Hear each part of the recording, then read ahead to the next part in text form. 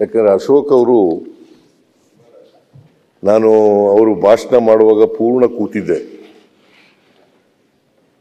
ಪೂರ್ಣ ಕೇಳಿದೆ. ಪ್ರಾರಂಭ ಮಾಡಿದಿಂದ ಕೊನೆಯವರೆಗೂ ಕೂಡ ಕೇಳಿದೆ.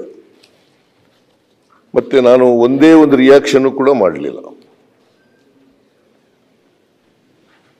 ನೀವು 4ನೇ ತಾರೀಕಿನಿಂದಲೇ ನಿಮ್ಮ ಭಾಷಣ ನೋಡಿದ ಮೇಲೆ 4ನೇ ತಾರೀಕಿನಿಂದ ತಯಾರಾಗಿದ್ರಿ ಅಂತ ಅನಿಸುತ್ತೆ.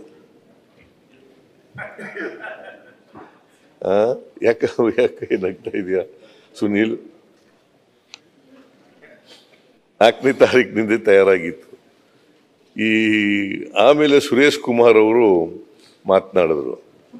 ಅವರು ಒಳ್ಳೆ ಮಾತುಗಾರರು, ಅದರ ಬಗ್ಗೆ ಎರಡನೇ ಮಾತಿಲ್ಲ. ಈ ಶೇಕ್ಸ್ಪಿಯರ್ ನಾಟಕ ನೋಡಿದ್ದೀರಾ? ಶೇಕ್ಸ್ಪಿಯರು ಅವ್ರ ನಾಟಕದಲ್ಲಿ ಮಾರ್ಕ್ ಆಂಟೋನಿ ಅಂತ ಬರ್ತಾರೆ.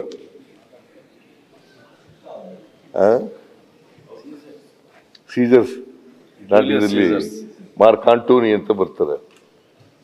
ಅವರು ಭಾಷಣ ಮೂಲಕನೇ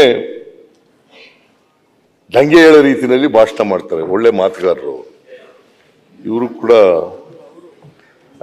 ಆಂಟೋನಿ ಅವರು, ಮಾರ್ಕ್ ಆಂಟೋನಿ,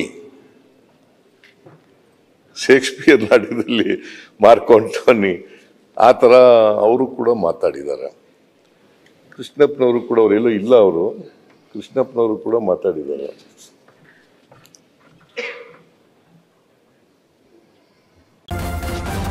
ನ್ಯೂಸ್ ಫಸ್ಟ್, ನಿರ್ಭೀತಿಯಿಂದ ನಿಮ್ಮ ಪರವಾಗಿ.